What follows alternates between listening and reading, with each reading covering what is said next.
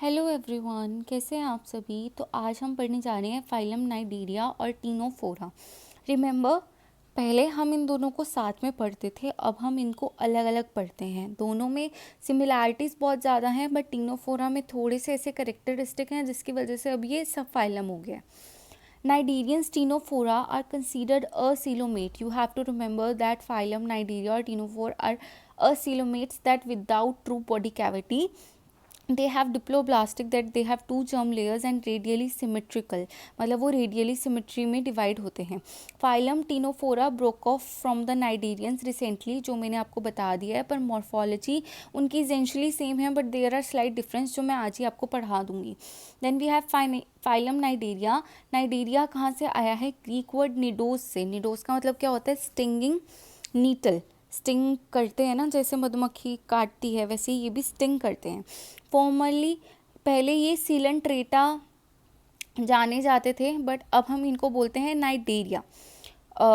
Okay, but जो primitive name था उसको हम सीलेंट्रेटा क्यों बोलते थे? क्योंकि उसमें क्या होता है? Koilos hollow enteron gut take its name from large cavity in the body that serves as intestine. मतलब जो लार्ज कैविटी है ना बॉडी में, वो इंटेस्टाइन की तरह सर्व करती थी।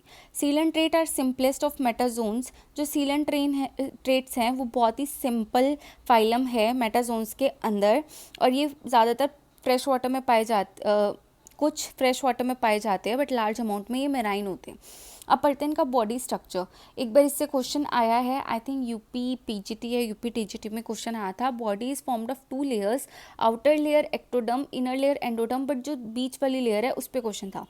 Jelly like non cellular layer, मतलब इस लेयर में सेल्स नहीं होते। इस लेयर को हम मीजोडर्म नहीं बोलते, इस लेयर को हम बोलते हैं mesoglea. Body of cnidarians have 2 ends. इनके पास 2 एंड होते हैं, एक होता है ओरल, एक होता है बोरल एंड्स विदाउट डेफिनाइट हेड।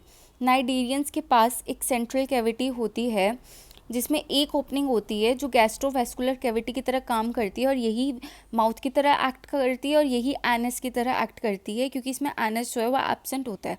इनके माउथ के अराउंड कुछ लंबे लंबे फ्लेक्सिबल टैक्टाइल प्रोसेसेस होते हैं जिनको हम बोलते हैं टेंटिकल्स, और टेंटिकल्स के पास क्या होता है? स्टिंगिंग सेल्स होते हैं जिसको हम बोलते हैं नाइडोसाइट्स। ये है इनके टेंटिकल्स। ये आपको नॉन सेलुलर मीजोग्लियल लेयर दिख रही है बीच वाली। फिर है एंडोडर्म, एक्टोडर्म, ये बीच वाली जो कैविटी है वो गैस्ट्रोवेस्कुलर कैविटी, और बेसल डिस्क। अब हम पढ़ते हैं थोड़ा सा नाइडोसाइट्स के बारे में। Cnidocytes are nettle venomous cells. तो पूछा जा सकता है which one of the following act as venomous cell in phylum Cnidaria that are cnidocytes. और ये कहाँ पाए जाते हैं, इनकी लोकेशन भी इंपॉर्टेंट है। In ectoderm of tentacles to catch prey and defend against predator. Each cnidocyte contain bulb shape capsule. अब निमैटोसिस पूछ सकते हैं। Nematocysts is a part of cnidocyte, जो किससे भरा होता है? न्यूरोटॉक्सिन से। Containing a coiled hollow thread like structure और हेयर लाइक ट्रिगर, जिसको हम बोलते हैं नाइडोसेल। जब ट्रिगर हो जाता है ना, मतलब उसको कोई छेड़ देता है ऑर्गेनिज्म को, और वो अपने डिफेंस में पेनिट्रेट कर देता है उस थ्रेड को टारगेट ऑर्गेनिज्म में, जिससे कि जो न्यूरोटॉक्सिन है वो सिक्रीट हो जाता है और वो पैरालाइज हो जाता है। Then we have polymorphism of नाइडीरियंस।